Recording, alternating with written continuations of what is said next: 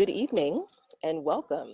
I am Crystal Brown, a Pittsburgh-based cultural teaching artist and member of the Virtual Dance Exchange Project, a collection of artists that I am proud to be a part of, but I welcome you to the VDEP Symposium's first dialogue of a three-part series.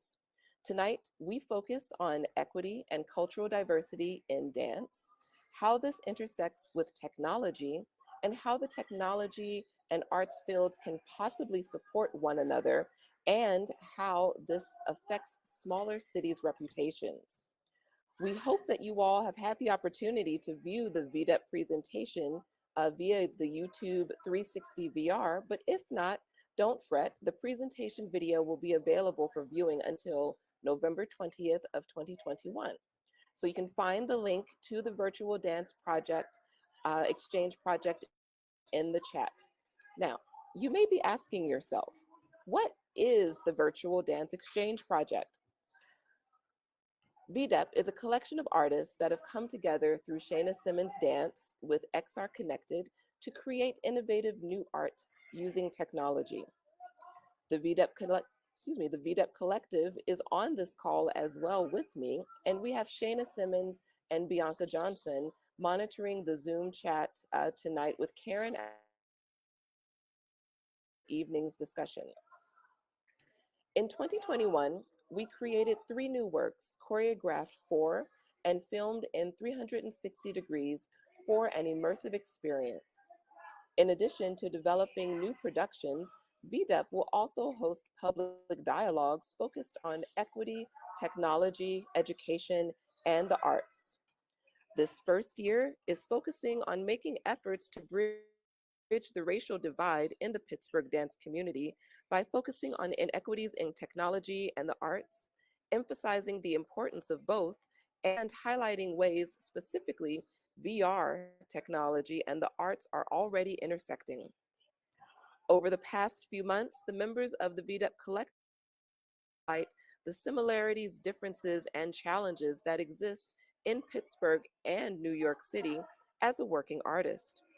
While we were busy creating our art expressions, we made conscious decisions to include and address those thoughts that came through the conversations that centered around race, gender, age, economics, ability, amongst other things. Tonight, we will further this conversation with our guest panelists. This project would not have been possible if not for the Arts Equity Reimagined Fund through New Sun Rising. We also extend our thanks to the Pittsburgh Cultural Trust, the Pittsburgh Technology Council, the Pittsburgh Tech Council, the Legacy Arts Project, and the Pittsburgh Foundation. We also take this time to acknowledge traditional, ancestral, and unceded territory of the Shawnee and Osage peoples. In addition, we acknowledge the legacy African descent inhabitants, both in that continues to add to the fabric that binds and builds our community. A little housekeeping. As a reminder, this dialogue presentation is being recorded. For questions to the panelists, please post them in the chat feature located at the bottom of your screen. Again, thank you for tuning in to this first of 3 VDEP Symposium dialogues. I am happy to turn the evening over to my VDEP collaborator and XR woman, Ms. Karen Alexander. Thank you so much, Crystal, for that beautiful introduction. I am Karen Alexander. I was sort of the odd person out in this collective because I work in the technology field. I work with XR technology, so virtual reality, augmented reality, mixed reality, and 360-degree videos. And I am a member of the Pittsburgh Technology Council, so I have known Audrey for a while and know what she gets up to. But one of the purposes of this conversation is to foster dialogues among the arts and between arts and tech, people in those different sectors. Really excited to speak with our panelists today. We have Erin Perry, who is the Executive Director of the Legacy Arts Project, Audrey Russo, the President and CEO of the Pittsburgh Technology Council, Celeste Smith, the Senior Program Officer for Arts and Culture at the Pittsburgh Foundation, and Randall Miller, the Director of Dance Programming and Special Projects at the Pittsburgh Cultural Trust and the Director of the Pittsburgh Dance Council. Now, we're not going to go into any lengthy bios of our guests tonight, although they have fascinating stories to tell, but we will provide a link in the chat so that you can read up about them in more depth. So because this is a dialogue and a conversation, I want to start out with a conversational exchange with each of our panelists in turn. I'll start by asking a few questions of Erin Perry, Executive Director of the Legacy Arts Project. So, Erin, you have been Executive Director of Legacy Arts for 10 years now. Can you tell us a bit about the Legacy Arts Project and what it does? Sure. So, although I have been the ED of Legacy Arts for the past 10 years, I am also a long-term member of the Legacy Arts Project Dance Ensemble. So Legacy Arts was founded in 2004 by Linda Sister Imani Barrett, a Hill District native, and she had the idea to bring together her peers to celebrate arts of the African diaspora. Having been a longtime student of the arts and also a student who was in the inaugural class of the Black Studies Department at the University of Pittsburgh, Sister Imani was bringing forth in 2004 what she had been a part of back in the 1969, actually, which was the Pittsburgh Black Theater Dance Ensemble, which was founded at the University of Pittsburgh. So that's the predecessing organization to Legacy Arts and the foundation of the work that we continue to do to this day, which is exploring arts of the African diaspora within the community in order to bring experiences to people who are able to strengthen their identity, to build all different types of artistic skills, and really to foster an environment that allows people to feel welcome, to feel safe, and to feel that they are able to make contributions to not only their own self-development, but also that of the community. And so that's been the work that we've done since 2004 and the work that I've been doing since I've been a part of the leadership team of the organization. Great, thank you. Erin, how would you describe Legacy Arts' position in the Pittsburgh cultural scene and the way that it interacts with other arts organizations in the city? Sure. So the position that we hold within the cultural arts space within the city is very much rooted in African-centered traditions, the African diaspora. We do work that reflects the broad spectrum of traditional cultural practices of African descendant people. So within the Pittsburgh landscape, we really hold a space of tradition and of cultural legacy. Ancient traditions that we've been able to maintain with just the study and the practice of an exploration of our lineage as people of the African diaspora. And we've been able to bring that forward into the work that we do in Pittsburgh, with connecting with people who are likewise very much rooted in the diaspora. So even right now, there is a strong presence of people in Pittsburgh who are from West Africa and Guinea in particular. This past weekend, we had a phenomenal experience where we were celebrating the independence of Guinea, and we hosted our first drum and dance conference in partnership with a master artist who lives in Pittsburgh. So the position that we hold, I would say, is very much one that is rooted in just cultural traditions that enable us to have a strong rooting of just a sense of identity of where we come from as people of African descent, as well as being able to connect with various other organizations, whether they are African-centered or not. We've been able to really hone in on partnerships. A lot of the work that we do is very much principle-centered. We work along the lines with the Nguzo Saba, which is the 7 principles of Kwanzaa. And some of those principles we're able to enact in our work as well as in our partnerships with other organizations. We believe in collective work and responsibility. So we will come together with folks, and we were part of Hotline Ring, which was a virtual fundraiser that we were able to do in conjunction with 6 other organizations in Pittsburgh: One Hood, Stacey Pearl, Boom Concepts, Braddock Carnegie Library, Dreams of Hope, and of course, Kelly Strayhorn Theater. So we do a lot of work that enables us to really have strong partnerships with other organizations, cultural and otherwise, arts organizations in Pittsburgh. Fantastic, thank you. Now you mentioned fundraising, and all organization and arts and cultural organizations need funds in order to operate. And you were talking about Sister Imani earlier, and so I'm wondering, what are your sources of funding? How is Legacy Arts supported, and what did it take for Sister Imani to establish the organization? Well, so she was just is and still is an OG in the arts field. She was able to just have it very much in her heart and in her spirit to bring people together. And she was going off of the African Center principles that we still go off today, which is being guided by the ancestors. And so her work really enabled her to channel beyond what we are even, thinking about, strategically, let's connect these dots. But no, it's very much beyond that. And that's what our work in culture enables us to really tap into, is our lineage and our legacy of tradition and culture. And so she was able to really do that in a profound way. And so when I came on board with Legacy Arts in 2005, although she had just started it the year before, it was rooms full of people intergenerationally who were all on the same dance floor, various levels of experience, who were able to become a part of a community and create this work that really transcended space and time.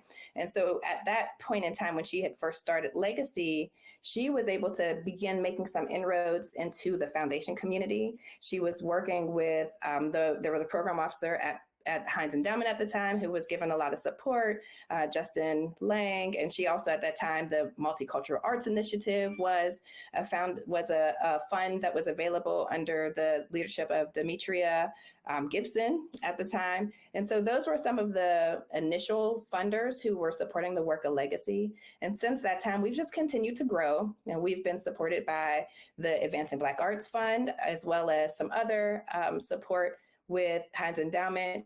Right now, we actually are part of a collaboration through Heinz called the Creative Learning Network, where we are an anchor organization who collaborates with Arts Ed Collaborative to hold the space of strengthening the network of arts, the arts ecosystem in Pittsburgh as it relates to out of school time programming.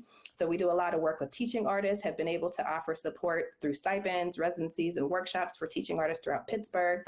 And so we've been able to just continue to develop our connections, our work, our partnerships with different organizations, as well as with different funders and foundations. Thank you, Erin. I'll now turn to Audrey Russo, the president and CEO of the Pittsburgh Technology Council. Now, Audrey, I'm a member of the Tech Council and have been involved for several years now, at least. And so I know a bit about it, but many of our viewers are from the arts community and may not be as familiar with it. Can you please tell us what the Pittsburgh Technology Council is and what it does? Oh, I think you're still muted.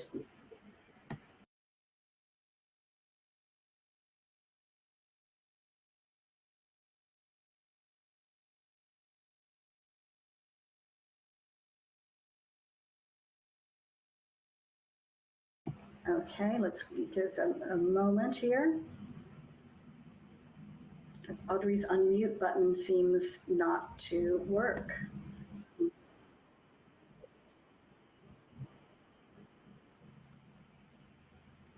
I will say, while we're waiting for that the Tech Council is a huge organization if you are in the tech scene in Pittsburgh, and holds a number of events throughout the year. They're in a beautiful space over in Nova Place, and they hold things like the CEO of the Year, the Athena Award, and promote many different projects and make it possible for members from across the tech community in the city to connect with one another.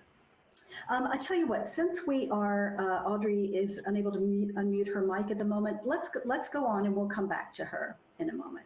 Okay. So next I'll turn to Celeste Smith.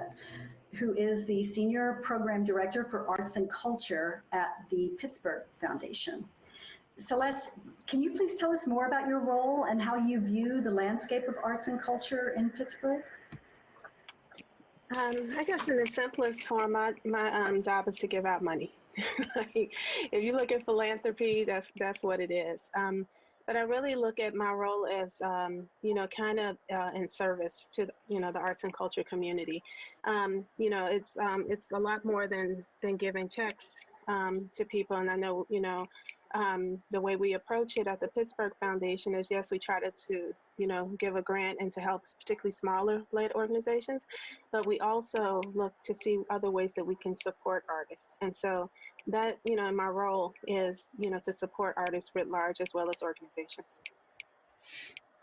Great, thank you. And I have seen you quoted as saying that the support that you give is more than money when it comes to supporting the arts. Can you say a little bit more about that and why it matters? Yeah, more than money is like an intentional effort to raise the visibility of smaller organizations and also to raise access. And so it might be something as small for artists as a headshot, right? You'd be surprised how many artists don't have headshots. And, or it could be something as large as helping people learn how to write grants, readiness and things of that nature to help people to approach their work. And so we understand, like, if I could stand on the corner and just make it rain, I absolutely would, right? But we can't. That's the one thing I thought it was a faucet of money when I started working for the foundations. It's a faucet with a bucket, right? So like once you hit the top of that bucket, it's done, right? And so what are other ways that we can help support artists that we go beyond money, right? And so, yeah, we can ask people to give more, but at the end of the day, sometimes that's something that cannot be done. But what can be done is, utilizing, my email with a foundation at the end of it. When I send an email from my personal email address, sometimes people don't respond. But if I do an e-introduction to another foundation from my foundation email address, 9 times out of 10 people will respond. So there's these different ways that you can be of service to an artist that can support them beyond the grant dollar. Great, thank you. And you've also said that you're motivated to engage arts institutions in critical discussions about their role in creating a thriving and equitable arts ecosystem. Would you say that Pittsburgh currently has a thriving and equitable arts ecosystem? And if not, what needs to happen for that to change? Or to put it another way, what would a thriving and equitable arts ecosystem in Pittsburgh look like? So, the straight up answer is like, nah, it's not equitable. But it's not just a Pittsburgh specific issue. This is a philanthropic issue. You could do a cursory Google search on any foundation. About 90% of the money goes to white-led organizations, right? And so, like, we got reports after report on top of reports here that talk about that funding is inequitable. It talks about how the preponderance of land that is owned by art institutions, mostly, predominantly white-led institutions, they own all the buildings, all the land, get all the grants, all the money. So that's documented. I'm not, it ain't no surprise that everybody looking at it like, oh, we're not shocked, right? It is what it is. So when I look at it, I think like the biggest way that we can do to make change is there has to be an intentionality towards change. Like right now you're seeing people jump on the trend of social justice and arts and activism and all of that, because it's trendy. We sat at home and we watched people die on our screens for months on end, right? And we got acquainted, some of us, with things that we had never seen before, and it hit us in an emotional space. So a lot of people began to be reactive, and that's including the philanthropic community. So how do we make steps toward, really being equitable? Right? When we look at it in terms of intentionality, I looked at it in a couple of ways. Like I said, larger organizations have access to space. Larger organizations have mad individual donors. They know other funders. Some of them y'all have heard about the Breakfast Club, right? Where some, people go to breakfast with foundation leadership and things of that nature. Well, all arts organizations don't have access to that, right? And so, I would challenge people to look at, large institutions. What do you have? right? And so how can you share what you have to kind of like, help other people out that don't have the same access? I also think like the unity piece that Erin was talking about and the principles of Kwanzaa and things like that, like we cannot overlook the power of our collective unity. And so that way, whether you're a predominantly white-led institution with all the resources and sharing it and being intentional about breaking down those barriers, or if we're collectively organizing as institutions don't have as much access to demand equity, right? So the other side of that, though, is, there's a president of the Chorus Foundation. He said, the uncomfortable truth is that philanthropy itself is often one of the biggest obstacles to transformative work.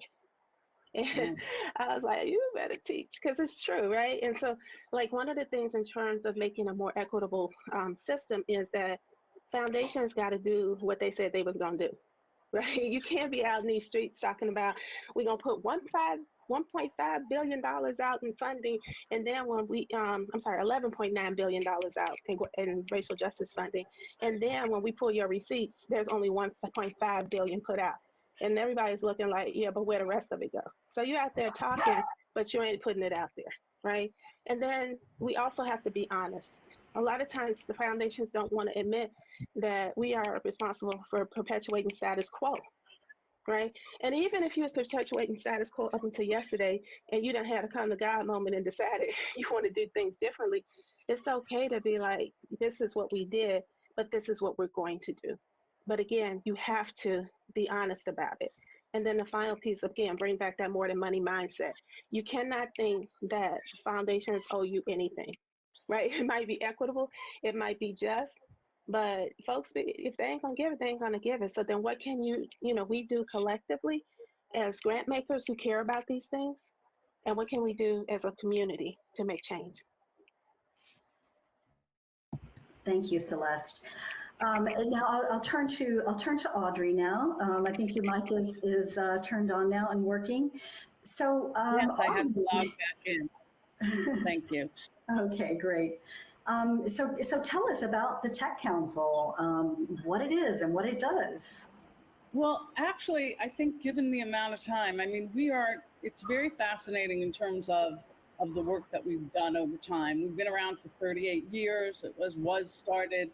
It's the oldest technology trade association ever, and outside of Boston. And it was started 38 years ago by a bunch of men. And they said they weren't going to let Pittsburgh go to hell. And they believed that there was a lot of innovation that was sitting right at our footsteps, and we weren't leveraging it. So they essentially formed what was called this new structure. And that structure at the time had a venture fund with the intention of investing in companies and trying to do things that right now many entrepreneurs take for granted. But I think what's more important and relevant to this conversation is that when I took over at the Tech Council over 10 years ago, that I saw very quickly that we were not being a part of the entire community, particularly the arts community. And we started an initiative of arts and tech and trying to get connected to the wider community, because we knew that the work of that people were doing, particularly on the front end of technology, is really based on design, and it's based on performance, and it's based on engagement. And that the importance of the arts to building a better Pittsburgh was pivotal. So my heart has always been in terms of being active in the community, in the arts community, and making sure that we are doing our best in terms of not leaving anyone behind. Now, we're only one organization. There's no way that we can do all those things. But we know that the power of strength of a great urban core and a great region is interesting and diverse opportunities for creativity. And that in and of itself, I think, is what we're talking about here this evening. So absolutely. I did want to, put that out there. And we've done research on the importance of the arts. We've done, and this is all arts, not necessarily the traditional arts that people think of, but really like the people who are on this actual call, that they're experimenting, they're reaching out, they're making sure that everyone has a chance for expression and inclusion. And it's not easy. A decade later, I can't say that I'm happy in terms of where we are, But what I am thrilled about is that the escalation of the participation and interest is probably higher than it was a decade ago. But the proof will be in the pudding of giving money and investing, and businesses that are growing and are innovative, then those companies, those new companies, putting their money and investing in the community so that there is that kind of nurturing of expression, nurturing of collaboration, and nurturing in ways that many of us haven't even thought of today. And one of the most important things that people do talk about is when they come to Pittsburgh or they're thinking of relocating to Pittsburgh because of their job in tech or innovation, is that they ask about what is happening in the arts community. And we have Facebook Reality Labs here, and who is obviously doing incredible things behind the scenes. But that community in and of themselves rely on the innovation of the arts community and those people who are creating these new collisions for tomorrow. Great, thank you. We're a convener. And so if you think of the Tech Council, think of convener with the intention of people becoming prosperous and people having equitable access to what we're building for tomorrow, whether that's jobs, whether that's the arts, whether that's investment. Thank you. And so you probably have a better perspective on what's happening in the technology sector here than anyone else in the city. How would you describe the tech scene in Pittsburgh? Well, I mean, the tech scene is similar to most things in Pittsburgh. I'm a native New Yorker, and even though I've been here 2 decades, I'm still not a Pittsburgher. That's sort of a phenomenon that happens in Pittsburgh. And because of, just keeping themselves insular, keeping themselves in a way that perhaps isn't as welcoming. And I can feel that, so I can imagine other people who don't look like me feel it even more. But I can tell you that in the decade, there has been interest and concern from people in the tech community about the diversity and the diversity in arts and culture, and that being a number one thing that people who are working in these fields really require. They require that in their day-to-day life. They want to consume that. They want to be able to go to restaurants and feel like there's music and that there's performance and that it's ubiquitous. And we haven't had that yet. Thank you very much, Audrey. So now I'm going to turn to Randall Miller, who is the Director of Dance Programming and Special Projects at the Pittsburgh Cultural Trust, as well as the Director of the Pittsburgh Dance Council. Randall, so I know that part of what you do is to bring dance organizations from outside the city to perform here. Can you go into a little more detail and tell us about what it is that you do? Sure, and you can hear me, right? Yes. Yeah? Okay, fantastic. So, yes, I'll start a little bit by talking about the Pittsburgh Cultural Trust. For those who don't know, we are managers and stewards of the majority of Pittsburgh's 14-block cultural district, which includes venues from the smallest one being the 66-seat Liberty Magic venue to the 3,000-seat Dennison Center, which is mostly commercial touring. And in addition to those, several visual arts galleries. And my role there as Director of Dance and Special Projects, as you mentioned, is the curation and directorship of several programming lines that cover a broad range of genres. But as it pertains to this, my role as Director of the Pittsburgh Dance Council is probably the most relevant to this talk on dance and the digital space. And so in that role, I spend quite a bit of time looking at artists from outside of the city to curate series to figure out what would what is the best things out there to showcase to the Pittsburgh audience. I view that role largely as creating a window to the world in which for those people who can't leave the the city of Pittsburgh to see what else is out there, creating access and opportunity to, kind of see what is on the. I'm trying to think of the appropriate way to say this. What is out there, breaking ground as far as it relates to, large format concert dance. Thank you. And so how would you describe the dance scene in Pittsburgh? Sure. So, one thing I love about Pittsburgh's dance community is a thing that I also love about Pittsburgh as a city itself, in that, it is definitely a city, but still has that small town connectivity to it. And so I think that shows itself in the dance community here, where, regardless of the scale of work that you're producing or how new you are to that community, most people are at least one degree of separation away from knowing everything about what you're doing. And so I think it's great that we are connected in that way. And, that allows people to have and showcase their own unique voices here. And as well as being inspired by other artists in the same genre that they are working, and outside of that genre for that matter. Thank you.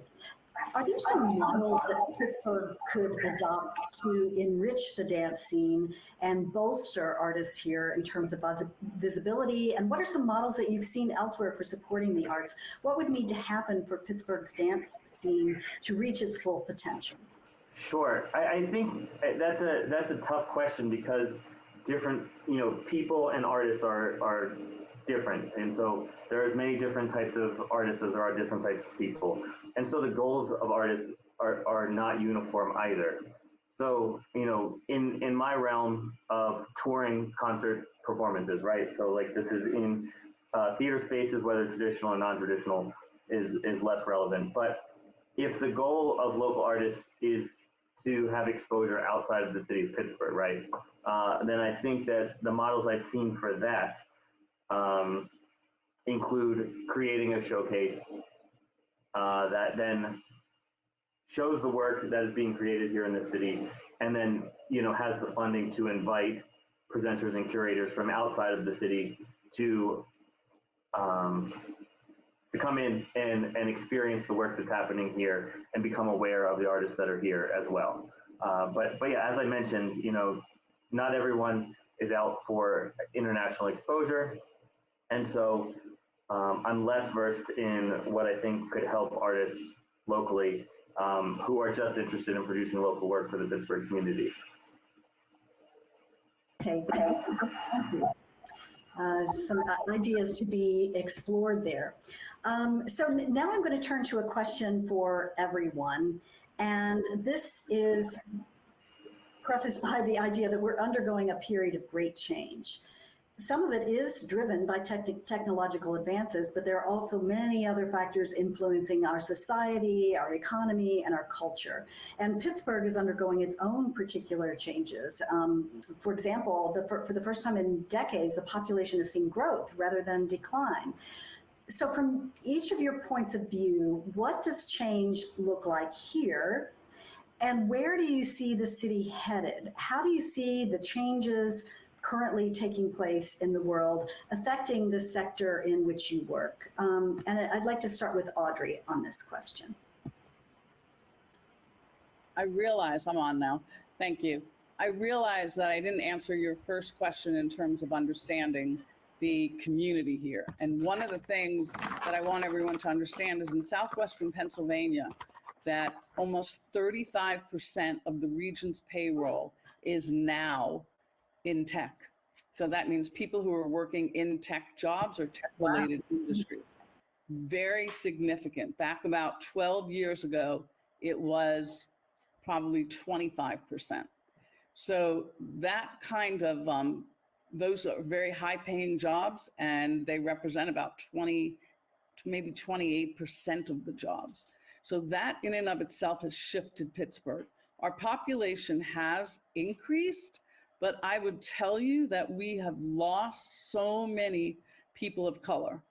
And that population increase isn't remarkable. If you look at other areas that have the kind of assets that we have, I would say it's not that remarkable. But it is something that's typical of Pittsburgh, that it's just a slow, even, steady increase. The other thing is that we have a very diversified tech economy. You see a lot about autonomous vehicles and robots, but we have a deep health technology ecosystem that soon you will see more and more that come out of the University of Pittsburgh. But you also have a huge amount of artificial intelligence, the type of solutions that people are concerned about. Many people might be concerned about because of inherent biases, and the importance of having diversity and diverse representation in those companies is critical. So that is my dog barking, and I am going to go on mute, but I will answer any questions. Thank you so much, Audrey. Erin, what would you have to say about this issue of change and where you see things headed? Well, you know, I'm a Pittsburgh native, so I've been here my entire several decades of life. And I have been in the position to really be able to experience change or lack thereof as it pertains to the cultural arts community in Pittsburgh. And as being a part of this community as an artist for the last 15 or so years, I can't actually say that there has been a substantial amount of change when it comes to the growth of Black arts organizations. We have a very similar position that we've been in for many years. There are several organizations who have been really rooted in the community and have been doing the work with limited resources. Just like Celeste mentioned, in terms of funding support, there is generally a lack of support that is given to Black arts organizations in general. The statistics and the reports and all the studies and the data that have been produced year after year after year, and that shift has not made a substantial change when it comes to the growth of our organizations. Now, we as a people who have learned to adapt to our circumstances have always known how to make do. And the issue of making do is that we have learned to really use what we have to create the things that we need. But at the same time, I had to recognize it within myself that it creates a certain sort of mindset of an expectation of, well, I know how to make do with what I have. Now, when we talk about equity, the mindset of making do with what we have is inequitable. It's a mindset of accepting inequity as the norm. And that's where what I'm recognizing as the change that is needed is for ourselves as organizations to recognize that equity is a requirement. And not only is it something that is needed, it's something that is necessary for each of us to internalize for ourselves, for us to internalize not only as Black arts organizations, but as also organizations and as a people of privilege.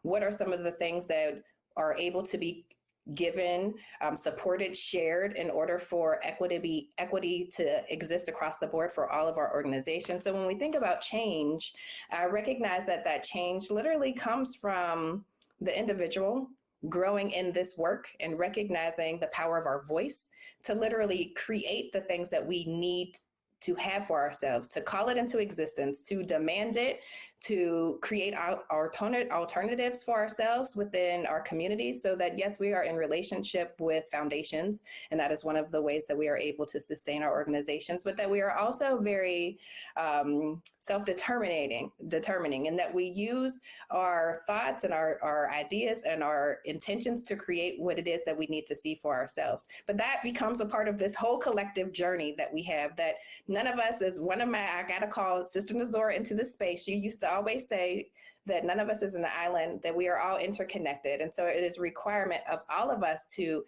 really recognize that interdependence that exists as ourselves as human beings, that we all have a part to play in the change that we want to see. And so when I think about that change, I know that there is a possibility for us to really continue to create the things that we want to see in our community. And that's where I think the change is on the individual level for each of us to really be able to say, well, this is what I see happening. This is what I've experienced myself. This is what I'm willing to contribute to what I want to see and experience for myself and for my community. Great, thank you.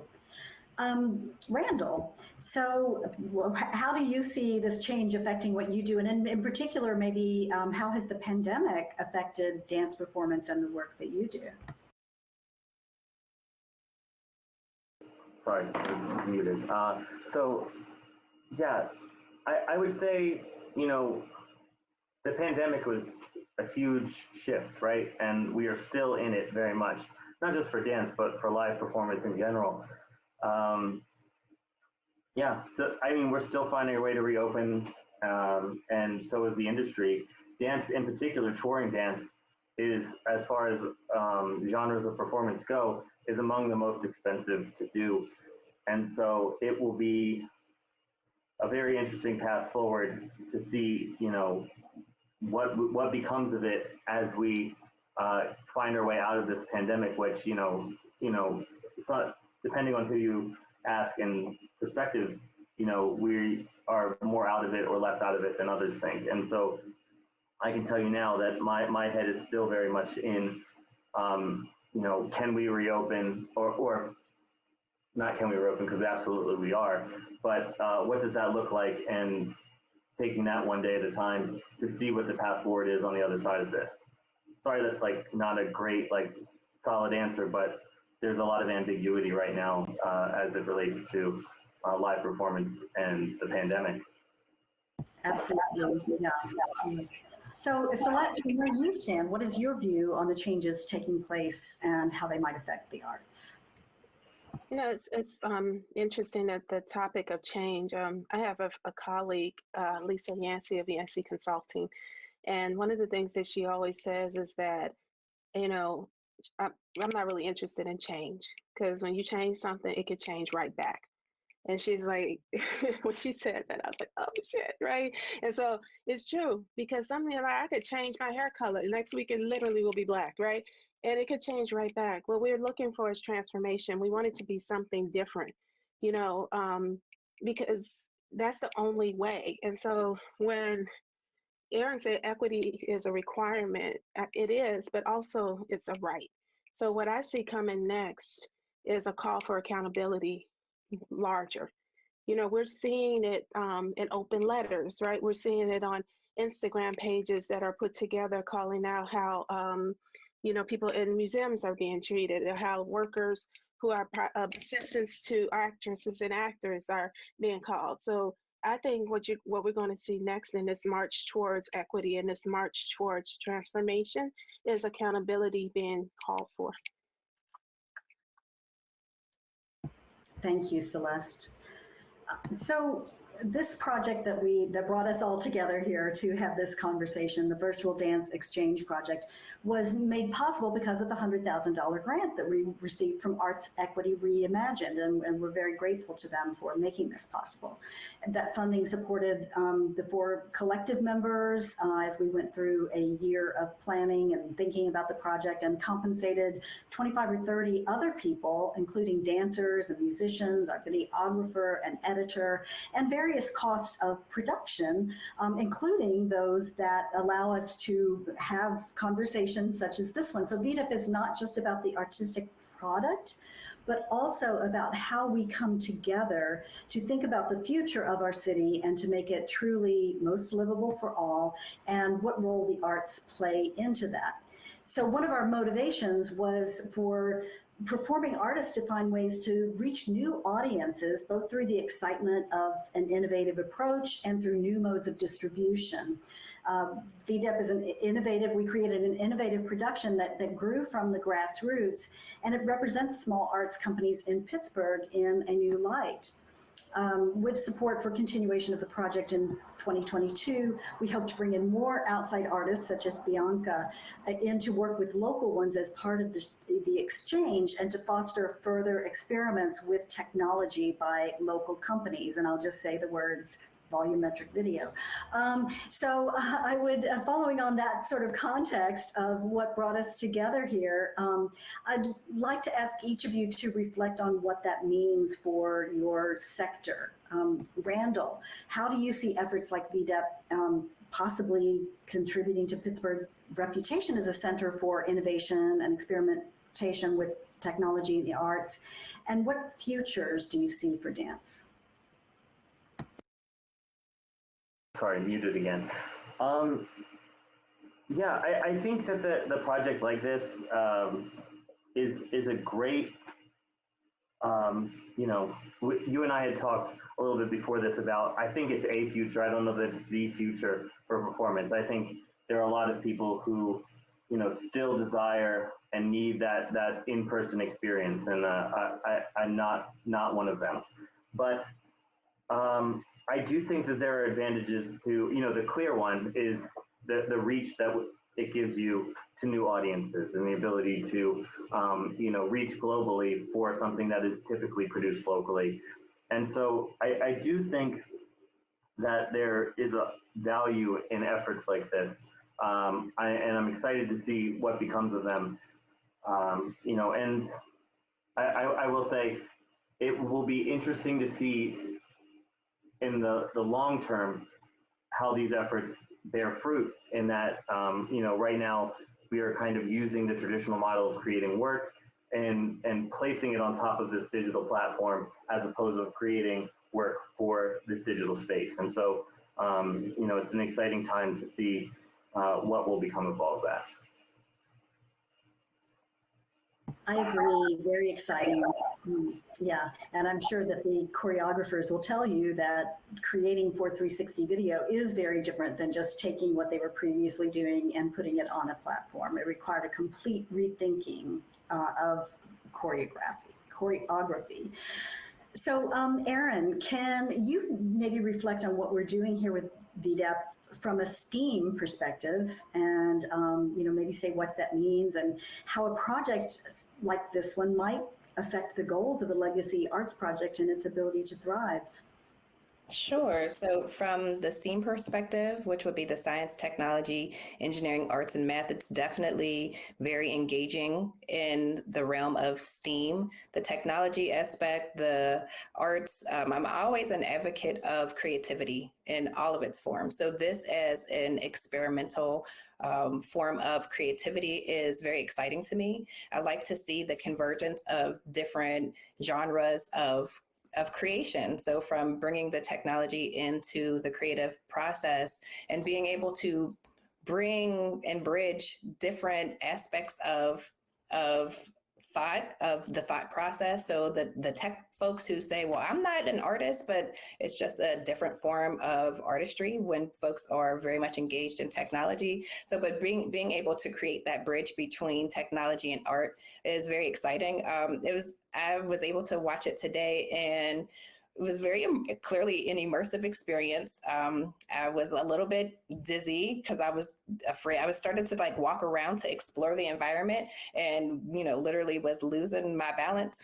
But it was really exciting to see. I couldn't stop turning in circles to watch and see where people were coming from all these different directions. So I think just the idea of that level of engagement and engaging artistry in a different format is exciting. And I do think that there are ways in terms of the implication for legacy arts that we would be able to work within our own programming to bring these elements to life with our participants. So we work with youth with various ages from 5 to 13 is our sort of our sweet spot with our youth who are our participants. And then we have youth staff who are between the ages of 14 to 21. And within that demographic, we have a youth artist apprenticeship where they also have the opportunity to really explore a lot of different forms of art. So this sort of project is exciting for me because it just makes me think of the ways that we're able to engage the youth in our community with different forms of exploration and creativity, which to me, I always tell the kids, whenever you do something creative, it helps you to become more creative in the thing that you really like to do. So just having the opportunity to explore is something that is a right, just like Celeste had used that word. It's a right. Equity is a right. And creativity and exploration is also a right. So when our students and our youth and our community have the opportunity to really explore different avenues of creativity and expression, that just fortifies their knowledge of self. And so I'm excited for these sorts of adventures, because it is very much an adventure. We're looking into the future. How do we get to see a whole other way of being? I do think, however, that folks will still want to get together. There's nothing that can really replace the vibration of a live drum. I found myself trying to turn up the volume. This is the volume on the headset. That's what I was trying to do. Turning up the volume on the headset so I could feel the drumming a little bit more viscerally, so that can never be replaced. So that is one thing that I will say, just even in terms of how this can be an avenue of exploration and an avenue of connection, literally across the world and around the world. But I also know that the live element, and for people to be able to be in space with each other where the energetic confluence happens, is something that will never be able to be fully replaced. Absolutely. Thank you for that, Erin. So Audrey, you touched on this earlier, but with Pittsburgh's growing reputation as a tech hub, what does it mean to the local tech sector to have a vibrant arts culture that embraces new technologies and education? Well, I mean, it's an imperative. I mean, that is just, it's not negotiable. It's an imperative. And while you mentioned earlier that our population is finally not shrinking, we're not growing in the same pace and attracting diversity at the same pace as other cities that have the kind of innovation that we have.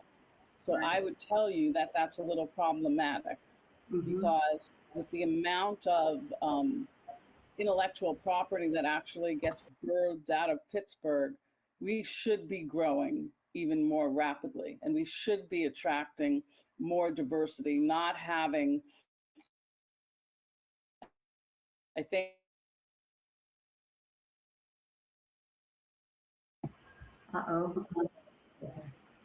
in the last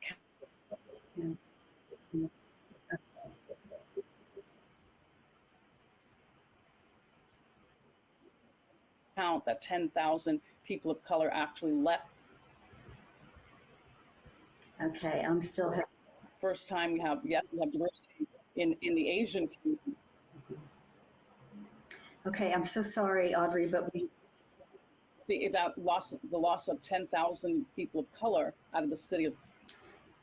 Yeah, I'm sorry that your audio is cutting out. Maybe could be harnessed. You can't hear. Yeah, I think I really want to hear everything you're saying, because it sounds great. Yeah, but so we unfortunately we lost some of what you said. Let's maybe give it a minute and come back to that. Although we're very near the end, and there was some questions. Yeah, it's fine.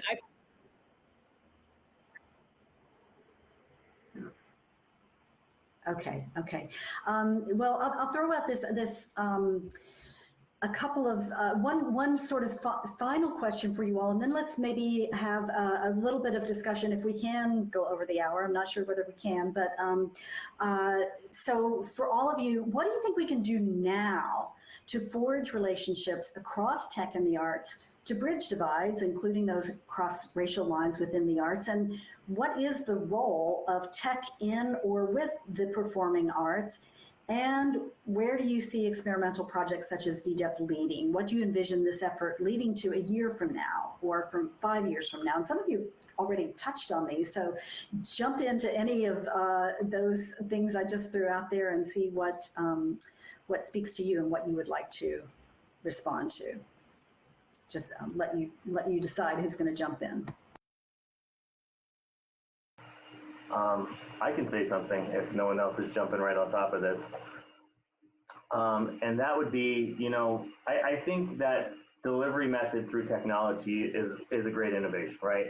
So we have like the ability to experience it through virtual reality or even just streaming video, right? That's fantastic. But the thing that really excites me about the interface between technology and art in general is the use of an addition of creative medium, right? The interaction between the actual work that you're doing and, you know, hybridizing technology and dance in this example, and hybridizing, you know, art and dance or art and technology. I think that is more exciting to me, to find out what is new and different than what we've seen in the past, than just a different way of experiencing it. Because as Erin and I both talked about, you know, there's no great replacement as it exists now for that live experience. And so I think there are other experiences, and virtual reality is certainly interesting. And I say that as someone who bought a VR headset, you know, 8 months ago because we weren't going outside and doing anything, right? And so absolutely that's a way. But yeah, I guess my excitement is more in the use of technology as a creative medium than it is as a delivery method. Thank you, Randall. Yes, so you know, my hope is that technology will spark new forms of creativity and will inspire artists to do new things. Yeah, so who else wants to jump into this?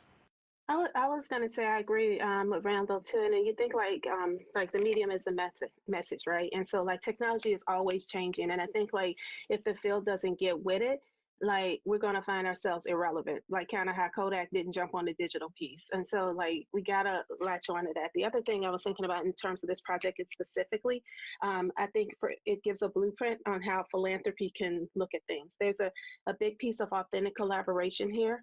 It wasn't just, you know, philanthropy like, hey, y'all dance, y'all do dance together, right? And so I think that is something that's going to lend to its authenticity and being long term.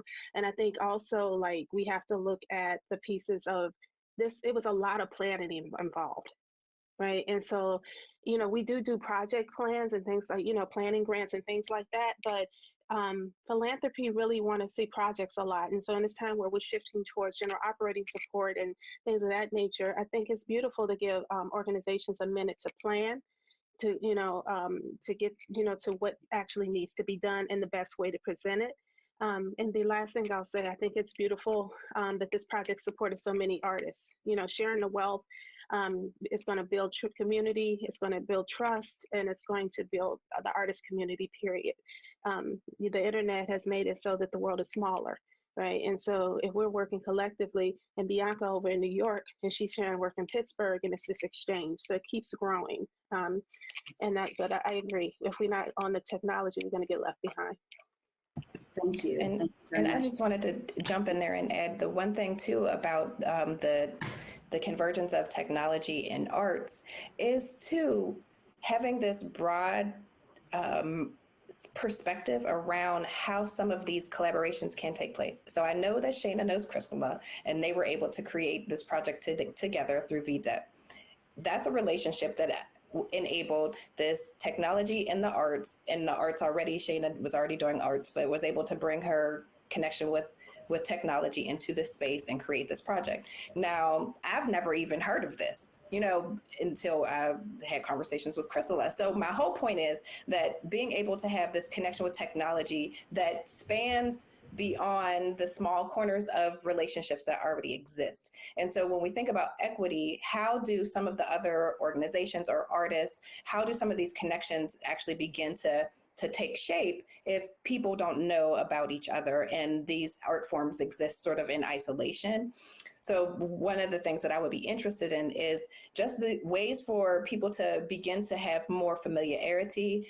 I always say that the biggest issue of humanity is interpersonal relationships. So how do we begin to really build relationships between folks who represent these different aspects of creativity, so that when we're talking about technology, that it doesn't exist and continue to move and leave folks behind? And that's one of the things that does happen oftentimes in our communities, is that people who have less access don't get the connections to the technology. They don't know the folks who have it. They don't know where to get it. And so when we talk about equity, that there has to be a very intentional action that will lead towards this information or these types of connections, or even this form of technology and different forms of technology having the reach into our communities in ways that people are able to access it. Great, thank you. Yeah. Yeah. So so if the audience, online audience, has any questions, please post them in the chat. We'll take just a few more minutes here. I want to be respectful of everyone's time, but we would like to hear from the audience. And Audrey, do you have any responses to that last question before we turn to any questions from the audience? Can you hear me now? Can you hear me now? Okay, great. So I apologize about that. I think just piggybacking on what Erin was talking about is that the intersection, one of the coolest things in the work that I've had the privilege of serving in is being a connector and connecting the arts community with the business community. We haven't done enough of it, but we do it. And any way that we can figure out how to cultivate those relationships, because you have to remember, people who are working in tech and growing this tech economy and this tech ecosystem, that very often people who have very high math skills and very high logic skills are very much into the arts and into performance. But it's a matter of making these connections and going deep and wide. And that's what we work on, is creating those kinds of connections, because all technology, there's two ways to think of technology. One is for efficiency and creating automation for work that's boring and repetitive and no one should have to do. And the second is fostering connections. If you look at all the technology and the solutions that people create that really gain traction, they're looking for expediting connections. And that kind of connectivity is something that the arts community, no matter what domain in the arts community, is instrumental and pivotal in making sure that technology really reaches for good and for effectiveness. So while that's at the macro sort of philosophical level, but at the pragmatic level, it is the connection with businesses. And it is those connections so that those experiences are each and every day. That is the way that you tug on the hearts of people who can actually contribute and provide money and provide their expertise and provide their participation and to be an attendee, whatever role that they can have. But right now we are remaining in siloed, we're running in parallel rather than, as a weave. Great, fantastic. Yeah. So, I think we have a few questions, and again, let's see, so could Bianca or Shayna maybe pass along some of the questions that we are getting from the audience? Yeah, sure, I can read one. The first one is, how will you, as cultural organizational leaders, combat tokenism? Do you even see this as a problem in your particular organizations in the greater Pittsburgh community?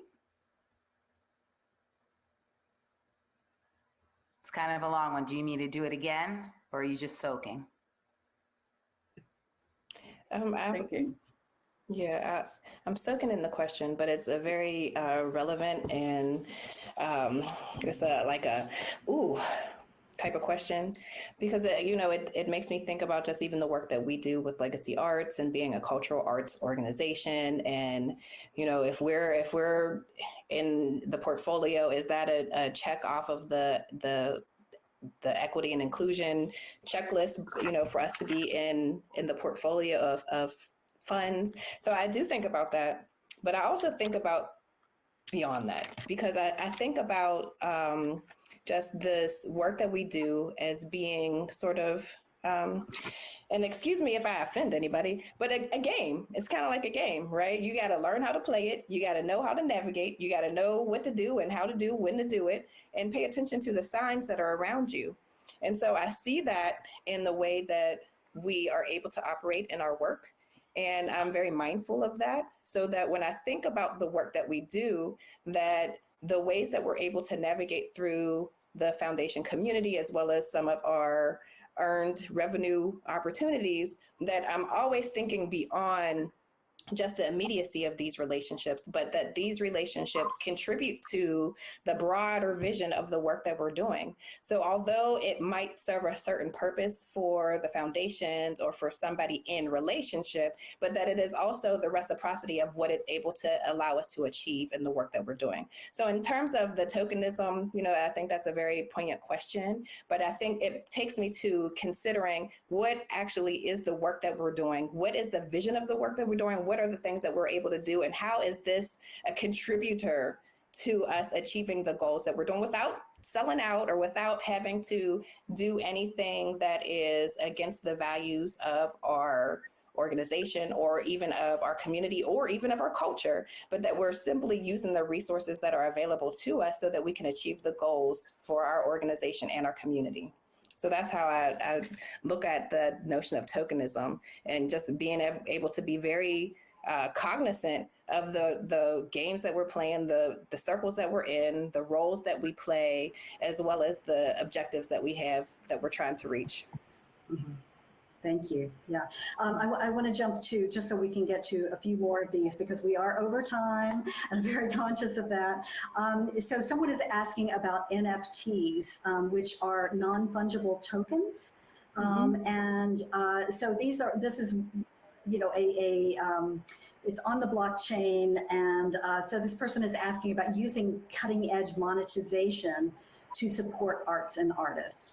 And talking about the Warhol selling 5 NFTs and making 3.4 million, which is more than 20% of their annual budget. But that, no one else in the local org seems to be doing anything of the sort. Yeah.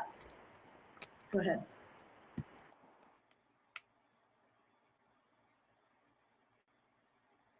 Any of you have any takes on that or thoughts on that?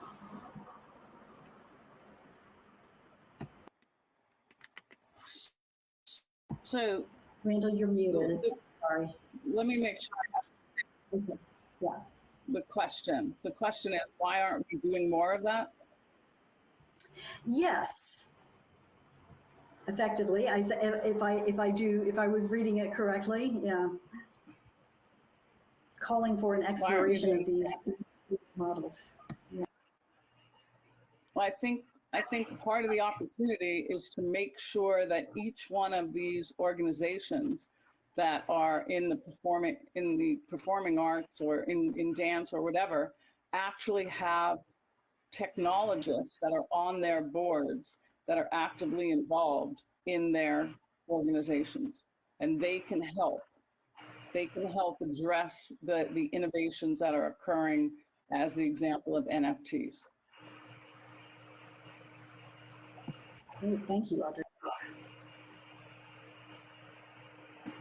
Okay, do we have time for one more question? Shana or Bianca or Chrysela, any of you want to throw one out there? Yeah, sure. Can you hear me? Yes. Okay, great. So there's also one more question. Are there efforts to bring this technology and approach to making arts available in schools? If people want to help in that effort, how do we get involved? Yeah. And this really touches on the subject of our next dialogue, right, Shana? That's going to be on equity in arts and technology education here in the region. So, that's right to the heart of that. You can watch that one on October 26th and hear more. Yeah, there's also another question, if anyone wants to touch on that, but another question, how can the Pittsburgh Dance Council help to elevate the local dance scene? And I did also want to ask, I don't want to pass over the education question, but I did also want to ask if any of you had one piece of advice for small local dance organizations to help grow financially, advertising, spreading word of mouth. Something in the chat earlier had said, based on Celeste's response about, it's more than money. And so I asked, what could people do, or foundations or institutions do to help support the dance community, grow the dance community without funding, without it being a funding base. So one thing was marketing, spreading the word. It might take a little more time, effort. Maybe people don't have time, effort, but is there one piece of advice or an idea that could help grow? Erin has experience growing the organization. So there's a lot of different perspectives here, I think, that could be awesome. That last part, the question you just asked, Shana, the biggest advice I would give is don't shrink yourself to fit into philanthropy. If you're doing work that a foundation ain't messing with, that's not the foundation that you should seek funding from. A lot of times in Pittsburgh, we just go to Pittsburgh-based foundations. There's a whole world of money out here and a whole lot of foundations, right? And so I think what can help is talking to people who have had success, because it's not an easy thing to do. But talk to people who have had success, reach out to program officers to close that gap in knowledge and understanding, because, we can be of assistance. But that's my biggest thing. Don't shrink to fit into philanthropy. Really seek funding to do the work that you want to do authentically. And I believe that it comes with that. And I also will add to that relationships matter.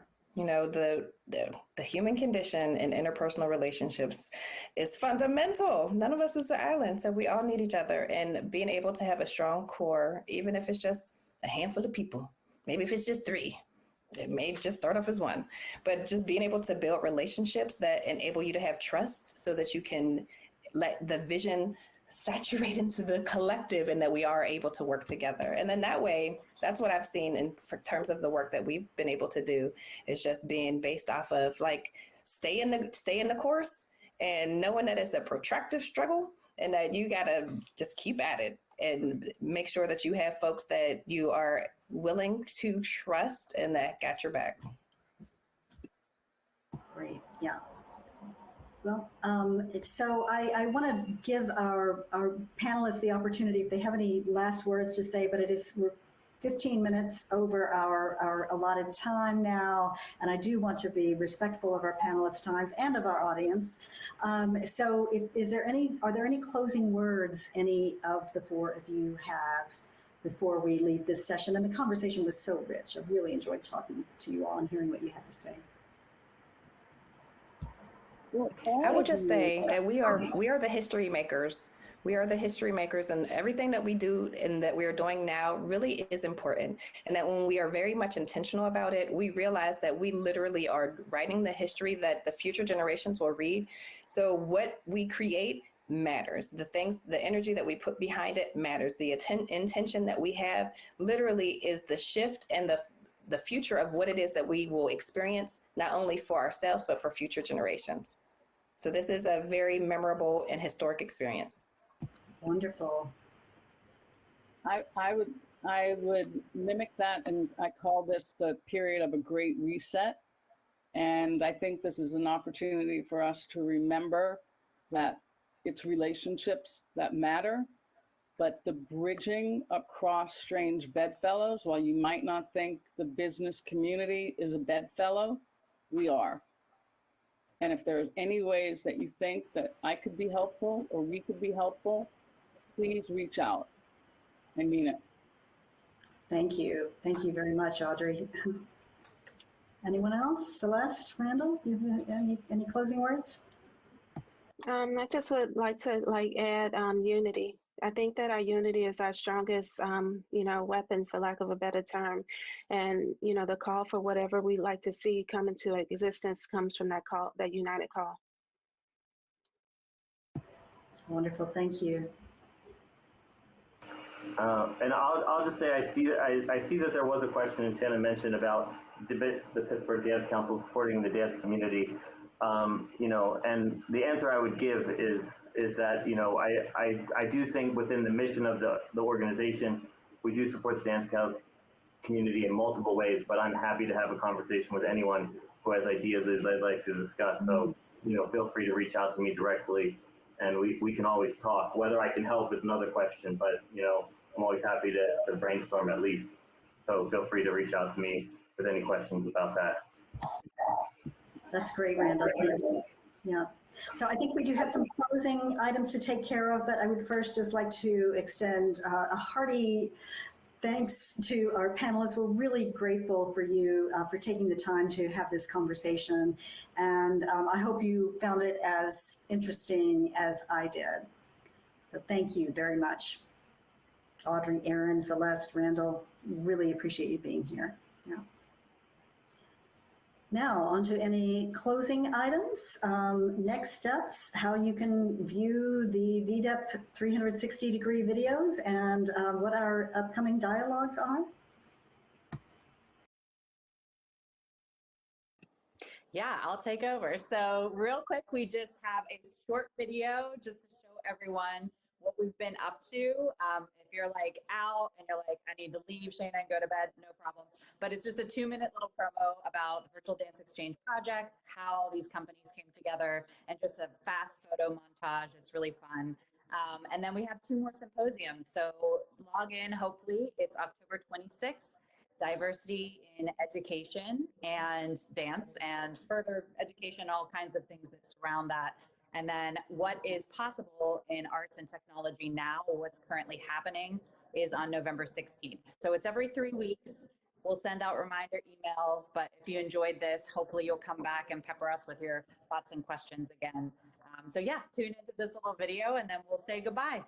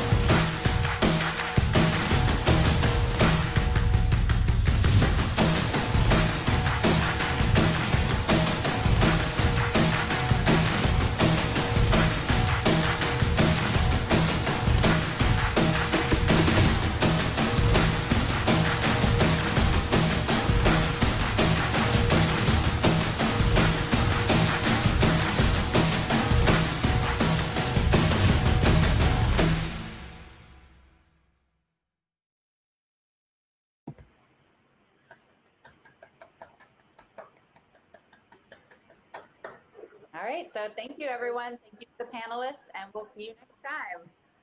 Thank you. Thank you so much. Thank you, everyone. It was amazing. Thank you. Thank you. Thank you. Thank you. Thank you.